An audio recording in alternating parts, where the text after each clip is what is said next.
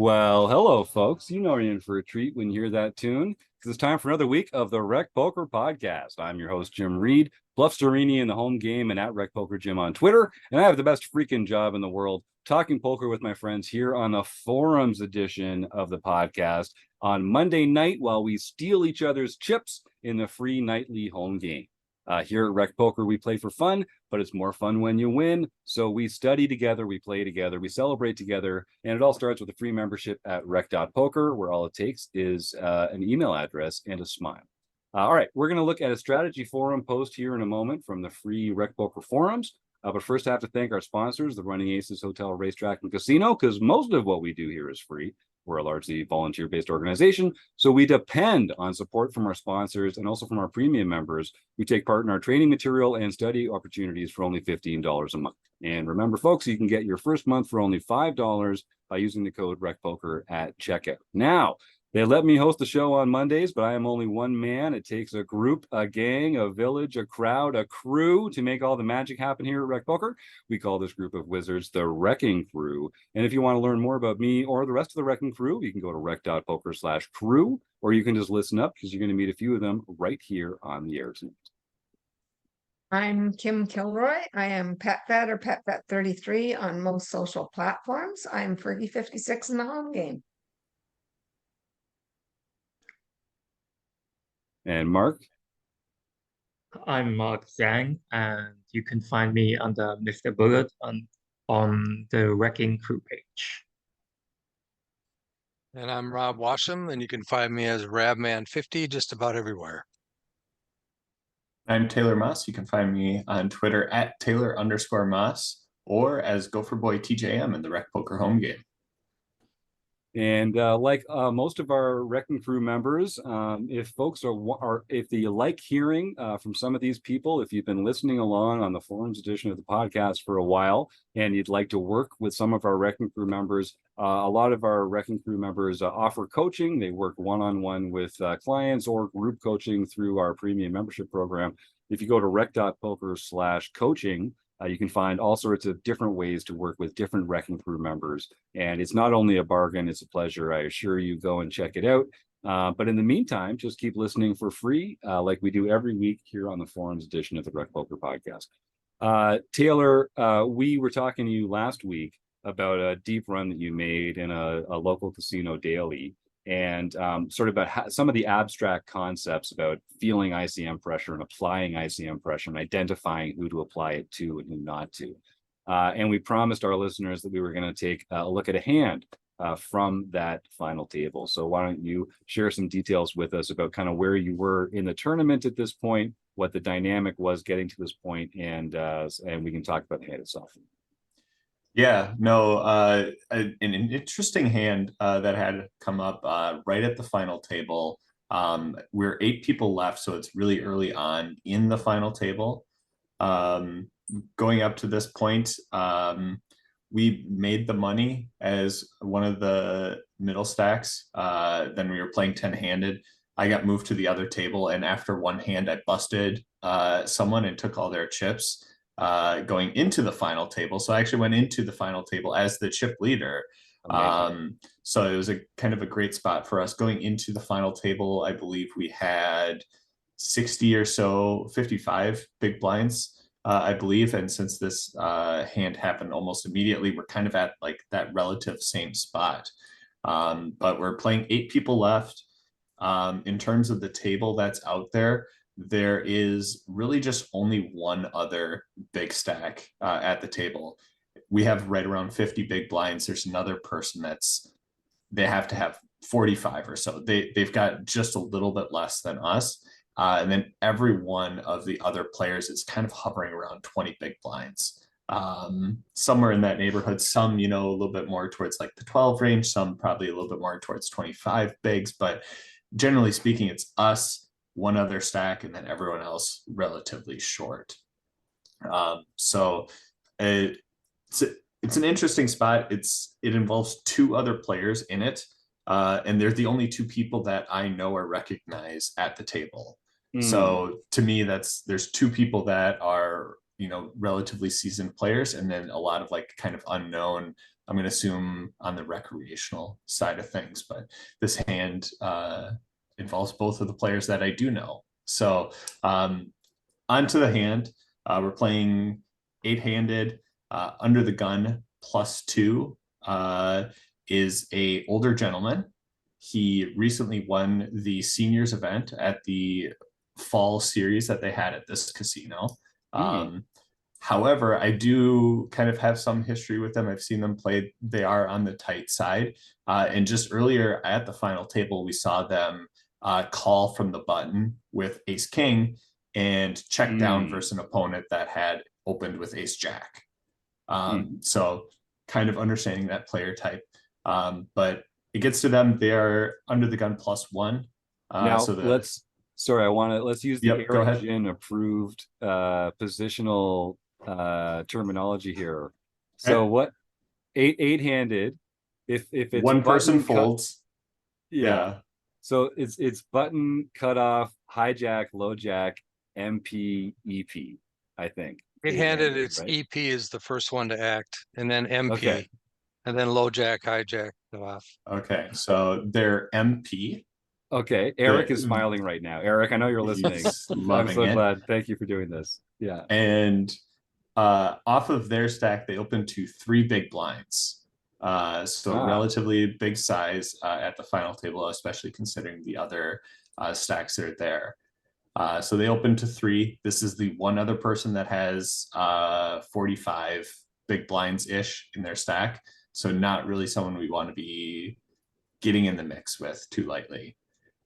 However, And okay, so go I'm ahead. sorry, Taylor. I'm sorry I keep interrupting you. So they're not only the other big stack that can hurt you, but they're also someone opening 3x in this dynamic. So you don't feel that they are very ICM aware, which is another reason why you don't want to like tangle with them. Is that correct? There's a mix. I know they have a history of like doing well in poker tournaments, but they do kind of fall under the criteria of old man coffee, if you will, in terms of like the player stereotypes, and kind of common for that type of player to be making those opens as well. Okay. Great clarification. Thank you. I'll shut up. So he hasn't So put was a he book the since guy? Arrington on Hold'em. Yeah, that's right. Old school. I'm sorry, but wasn't he the guy who called ace king on the button? Yep. Okay. Yep. So we saw them call ace king on the button and then check down Okay. and just kind of win at showdown with ace high versus ace jack. That's the only hand we've seen them play so far today.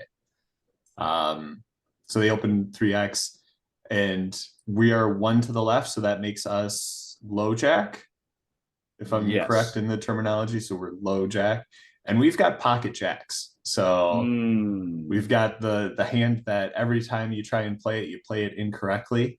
But a strong hand and kind of this other person that we think is potentially strong, not really sure how to handle that. I think versus a lot of other players, I'm kind of like 3-betting small just to like get it in verse, especially versus like 20 big blind stacks, that type of thing. But I'm not really thrilled about trying to get it in for 45 bigs here at the final table versus an opponent. So I guess I'll open up to the panel. Pocket jacks here versus 3x open from relatively early position at a final table. How are we approaching this spot? Well, I'll jump in, I guess. I mean, I think you're absolutely right that it's a strong enough hand that you can take it to the mattresses against some of the shorter stacks there.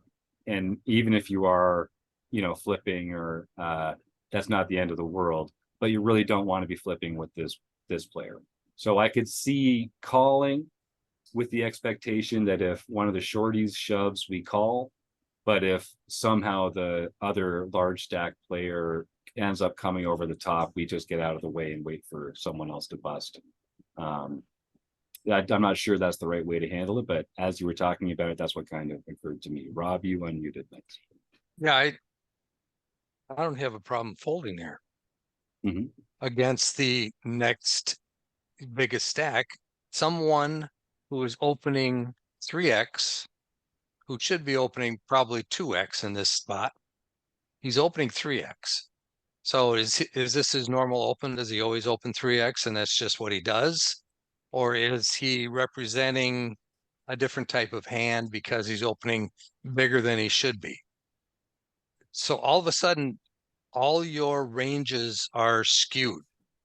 Because when we study ranges, we study opening ranges. It all has to do with chip stack, and then the ICM comes into play, right? So if you look at a solver right now, it's going to tell you that he's supposed to open to 2x, right? And now he opens to 3. So all of a sudden, all the ranges that you thought of are not valid anymore. Right. And so I'm going to say I would probably fold. Yep. I'm Kim, what's sorry, your take? what position were you in, Taylor? Low jack in the Right. Eric Gin terminology. So I was just Okay, one so two next left. act, like I like a raise here, personally. You're another big stack. I prefer you to raise here. Take this heads up in position. And you can fold to the jam probably, but What are you I using personally for like sizing raise. then on a 3-bet I versus a I would 3x open? go 8 to 9 big blinds. So a significant portion of the stack, but it's worth it to I mean, we've have got some. 50 big blinds. We've got 50 Right. big blinds. It's fine. Yeah. I mean, we'll still have 40 something if we have to fold or something else goes wrong in this hand, but I prefer a raise. And then Kim, I think am I correct that you're then calling any of the short stack shoves at that point? Because they'd only be shoving for an additional 10 to 15. Well, big blinds. assuming my opponent folds. Assuming your opponent folds. Yes. Yeah. Okay. Mark, what about you? What are you thinking when this player makes this action in front of you and you're holding the devil's hand, pocket chips? So like the first thing that comes to my mind is actually nobody said anything about it, is what do you think he's opening with? Like what kind of hands are in that 3x? Is it, I don't know, pocket deuces? Is it ace-5 suited? Tens. Is it ace-king? So if you say tens, then is he gonna shove tens when you 3-bet, is he going to shove tens and we call off jacks? Like what you have to, like, I think you have to go by some assumptions. Like, yes, he can have tens, he can have nines, he can have ace king, ace queen. He probably has aces too. Like I don't think it's impossible. No. But you just assign him first like a range. Like he's not opening 7 deuce offsuits, right? So once you have done that, it actually gets a lot easier to play post flop too. So like I would have called, like even queens I would have called, because you just don't want to flip. If he decides, oh, let's go with ace king, you are in a terrible spot with queens. You don't want to flip for like, unless for chip lead, unless you're if you're 100% sure that if you win the flip, you're going to win the tournament, then you can actually take the risk. But it's no guarantee, and you can just, in a field where a lot of people are weaker, I wouldn't take the spot. I would just try to play post flop in position. What I like to do is actually, here's a live tip, is I look at his stack, I look at him. I know I'm gonna call, but I'm gonna wait like 10, 20 seconds. So he actually thinks I'm thinking about 3-betting, and then I just call, and he's way more cautious post flop. Yeah. So he's just not gonna blast it off. And it's actually really, I don't know, maybe I have that type of image, or I don't know. But it's just you can get to showdown with jacks. Like you don't have to like stack off. I like that. I like the idea of freezing them a little bit there, right? With that hesitation, giving them the impression that you are considering the 3-bet, because I think that does strengthen your image against I a lot mean, of players. you have queens in your range, so like it's not Right. it's not like he's gonna run you over. And the other thing is like he's concerned too about busting. Right, sure. I also think that opening 3x is a reasonable strategy. The only thing we don't like that we study from solvers are like opening 2x, and people just know 2x. People don't know 3x. People don't know Mm. 3.5 or 4x. Like once I switch up, like once I deviate from GTO Wizard, people just, I don't know what to do. Like they just give up too quickly. And that's actually where the exploit is, like in a lot of situations where you take a line that people don't know, and that's where the edge comes from in poker. I love that. I love that idea. Taking people to branches of the decision tree that they're not familiar with, that they're not studied in. And I Yeah. think you're So if right. you look into Is here's this one a more player thing. If you that's look doing into, that though? sorry. Yeah, Is no, this a I'm not player sure that's this doing player's that? doing it. I don't think this Yeah, player's that's what doing I'm- it, but I'm that's what I'm interested in wondering. this. I'm interested in this Yeah. notion. Yeah.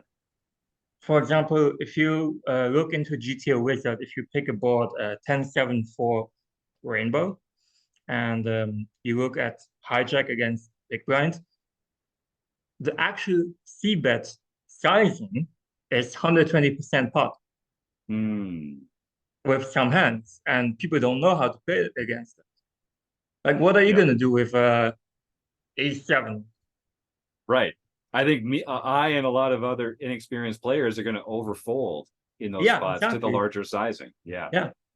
Yeah. I So like like, I think that's why poker is actually evolving, or like there's so much edge to be gained because people just know, oh, that's GTO, or that's what I studied, but I don't know beyond that or past that, right? Yes. Yeah. So this is really interesting. So we've had people advocating for calling, for three betting small, for three betting large, for folding. I love poker. God, I love Yeah. having these spots like this. This is Yep. fantastic, Taylor. And you know what's great about that? Since we have jacks and we have 3 different ways of playing them, they're all incorrect. Yeah, yeah, that's right. I've, That's No. right. I've been talked into calling now. Sorry. Okay. I changed You've my been- mind. All right. Been talked into calling. All right. Okay. And so Rob, I love Rob Washam. He's always anchoring us to, yeah, but who are we playing against at the table today? Rob, never Yeah. change. Because this is Rob's always saying, like, we're projecting cleverness and strategy and sophistication onto these Mhm, players mhm. because that's what we like to think about and how we like to theorize about poker. But these players are not, that's not what they're thinking. So let's put ourselves back in the table at this casino, at this local casino daily, 8-handed. That's the player that's opened 3x from Eric Jin's early position. And if Who folks want to go to called- rec. Yeah, Called the pre-flop raise on the button with ace Right. king that and same did not player. 3-bet. Right. Mhm. Great point. Great point. Yeah. All right, Taylor. Yeah. I feel like Mark was there because like he hit on like all the different things. One, I sat and thought about it for a good 10-20 seconds. I Nice. didn't want to instantly call, but I did end up calling. I did eye up the opponent's chip stack just to kind of make sure I knew exactly where they're at with their stack size in relation to ours, because I knew exactly how many chips I had. I didn't know exactly how many they had, but definitely kind of I was considering a 3-bet. But yeah, I definitely gave that like, hey, I'm thinking about doing this, and then ultimately put out the call. And I will also say, Mark kind of hit this on the head. The 3x size kind of did freeze me a bit in terms of like, what should I do? If they open to 2x, like I know what I should be doing here. Like I'm going to raise to like 5.5 Yeah. bigs, just make a That's- nice little small 3-bet. It's a small section of my stack, put a ton of pressure on them. I force everyone else to fold, and then I'm going to play in position. Like, oh man, that would have been bread and butter. But all of a sudden they go to 3x and it kind of freezes me. But I did decide to call. And very much in my head, I was thinking about a lot of things that you were thinking about, Jim, because it folds to the big blind. And this is the only other player that I know at the table. And I know them to be a pretty decent poker player. And they jam 14-ish big blinds into the two of us. Which obviously is going to reopen the action and kind of see what happens when it goes in front of us. So they jam. And in my mind, I'm thinking about things and I'm like, cool, this is really simple. If the opponent jams, I just fold my jacks. If my opponent folds, I have a very easy call because I'm underrepresented with jacks. And like, this is going to play What out if he super calls? easy. That's what I'm going Oh, to. I'm getting. But what if the opponent very quickly puts in a call? Oh, gross. And Gross. that's what our opponent does, and it comes back to us. Wait, he So we've called got- quickly? He called quickly. Okay. Mm-hmm. As I was thinking through all those things, I was like, okay, this is great. And I look over and he's putting the chips out there to just call. And now it's I back on fold. us. So Rob I folds. fold. Rob's out of here. Well, now He's we're like, up against two hands now. You know, yeah. are we willing to try to get this guy to our right to fold? To do that, we'd have to go all in, right? Mhm. And we're Hang not on, going Rob, to you do that. folded ages ago. I already folded, but now we're here. Now we're here. We have another decision to make. Rob gets So to fold if I twice had in the called same hand. This is like old man and this coffee had heaven here. happened, I would fold Yeah. because my equity is like what? Right. I really don't like to see any flop that has a queen, a king, an ace. The only flop I want to see has a jack in it. Yeah. Or is a low flop, but even that's not very good because one of these guys could easily have aces, kings, or queens. I think so too. So I'd have to fold. Now, so I'm curious to see what other players are thinking at this time, because to me, I'm thinking, and again, I haven't done the math yet. This is all just as we encounter this information live on the show. I'm thinking, how close to the right odds to set mine am I actually getting with jacks here? Because there's actually there's a lot in there already. That player's 14, this other player's 14. I only have to call another 11. And if we make the set, do we have the implied odds behind to get called? I don't think we're quite there, but in a scenario like this, I think this gets checked down to the river a lot. There's a lot of times when the two big stacks are implicitly colluding to bust the other player. So there's this dynamic where both players will just kind of get to showdown because they want to bust this short stack. So I think it's like it's almost like the opposite of fold equity. You kind of got some like call equity because you're more likely to go to showdown here than you would be in a typical spot. I don't know if that makes it enough to call, but that's what would be going through my mind. Taylor, what's going through your mind? And I'd love to hear from Mark and Kim too. I'll let everyone else go first, Okay. since this was a hand that I played. I was Good curious point. what other people think. Mark, you're unmuted at the moment, so I'm gonna see what you have to say. So I asked Taylor if he called quickly. I think that's the first information I have because I wonder how likely is it that he calls quickly with aces or kings. Mhm. Like, I mean, if you are in the casino, you get a feeling for that type of player, like because he calls like he obviously has a hand, and you just have to define what kind of hands it is. Is it ace king? Is it more likely like ace queen or nines, or like how does he take into account? How does he perceive you? So if I actually would discount aces and kings because he flats quick, I don't know how many people would shove. Like I think a lot of people, like recreational players, they would shove aces and kings also. So like now I'm discounting like 80% of aces or kings, Mhm. and then his range is more skewed towards like, okay, queen, sure, but tens, nines, ace king, ace queen.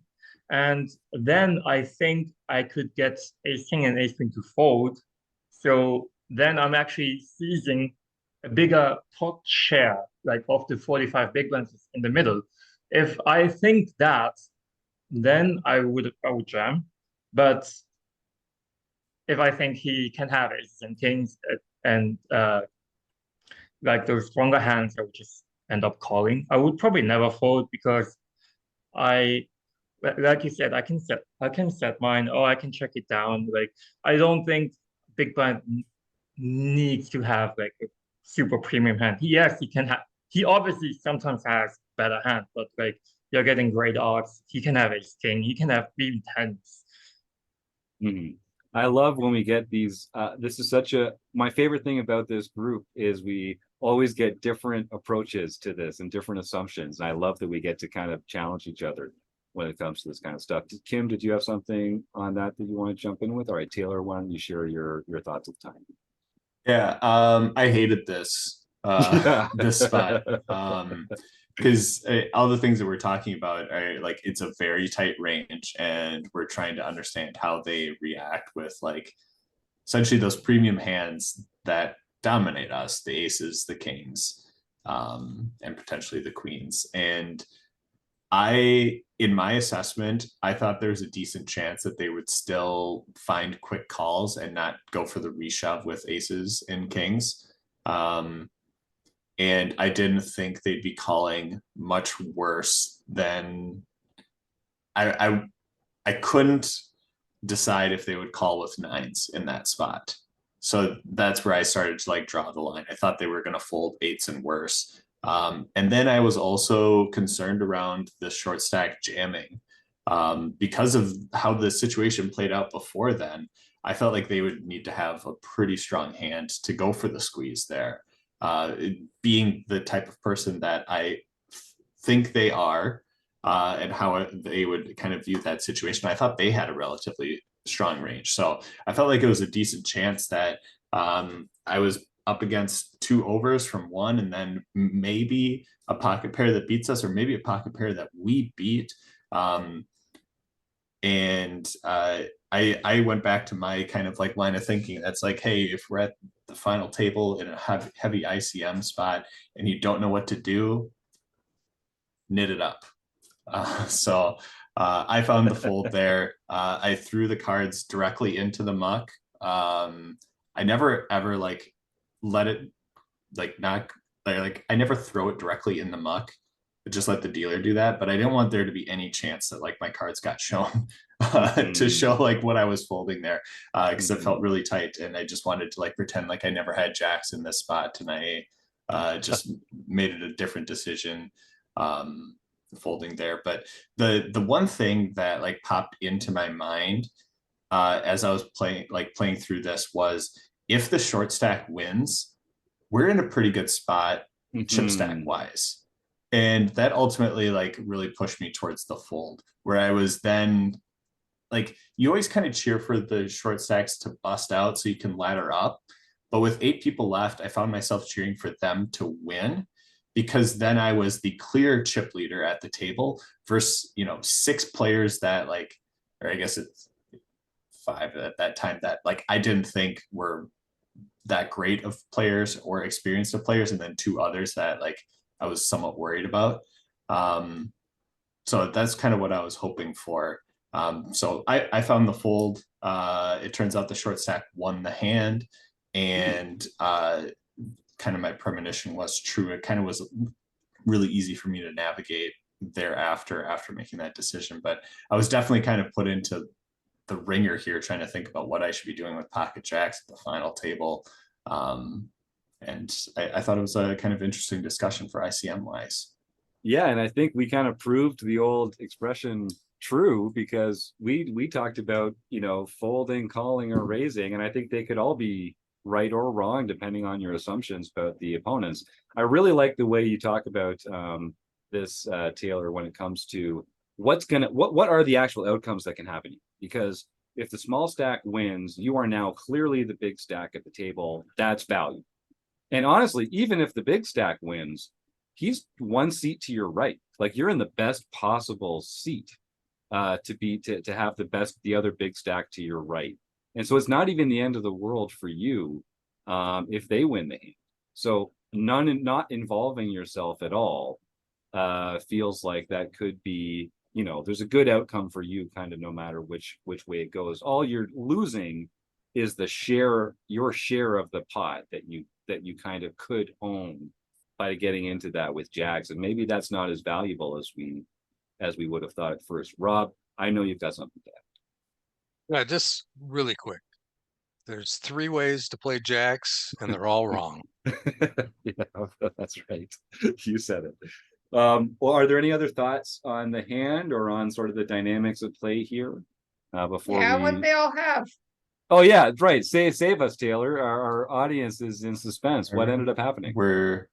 I was trying to keep us in hypothetical land and not out of results oriented thinking, but No, but now we've all given our opinions, and you can put us out of our misery. yeah. So the short stack that shoved pocket sevens, Mhm. and the big stack that was one to our right quickly called with pocket tens. Oh wow, yeah. So it's I okay. said he had pocket tens. You You did. did. You did say that. immediately say he had pocket tens. Like that was the first thing out of your mouth, I believe, from this episode, and I was kind of surprised by that. What?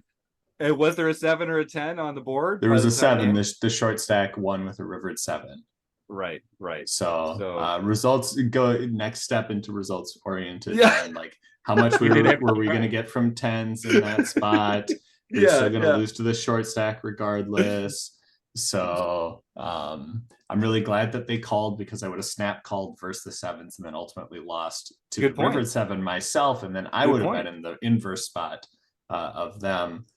So a lot of like kind of weird like results oriented ways you can think about If that. we want to go even deeper into results oriented, if you had jammed and then your big They stack stack opponent fold. next to you calls, If now they you're call, in great shape.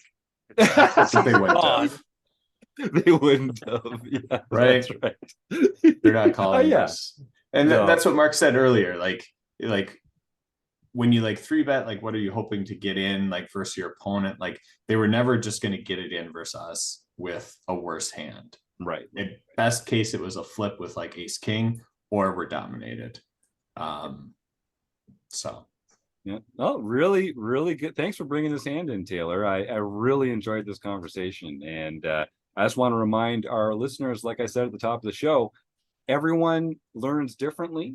You know, different people learn better with different kinds of coaches and tutors. So I'd encourage you go to rec.poker/coaching. You'll see a whole group of fun-loving, serious amateur players who want to help you take your game to the next level. And like Mark's a professional player. He's here to coach with our recreational audience. Head on over to rec.poker/coaching. Find someone that can help you take your game to the next level, because there's videos, there's podcasts, there's quizzes, like there's all these sorts of ways to learn on your own. But even knowing what to study, knowing what to work on, getting some of your own assumptions challenged, getting someone to say, hey, here's a weak spot of yours that you might not even know about, and here are the resources for how you can improve your game. Getting that kind of guidance, getting those, just someone to shine a light on the path ahead to make it easier to find the steps to take, that's invaluable. It's something I wish I'd done earlier in my career. So I do encourage folks, you'll find someone that you want to work with, I'm sure. And most of our coaches offer like a free short Zoom session as part of their onboarding to meet with them and talk to them about what the process of coaching is like. I encourage you all to go take a part of that. But if that's out of your price range, I totally get that. Give our premium membership a try. Your first month's only $5, and we've got different learning opportunities almost every single day, group sessions, Twitch, Zoom, YouTube, lots of ways to interact with other people who are studying the same problems that you're studying, finding the same solutions. A lot of the work has been done. You don't have to do it all by yourself. Join a group like ours and find your way to poker success. You'll have a lot more fun doing it, and you'll do it a lot faster. So I have to thank our sponsors, the Running Aces Hotel, Racetrack, and Casino. Thank you so much for their support over the years. Mark, Kim, Rob, and Taylor, your insights were so valuable tonight. Thank you so much. And you, the listeners, we really couldn't do it without you. So keep tuning in week after week. We'll be here if you are. See you next week on the Rec Poker Podcast. Have a good night.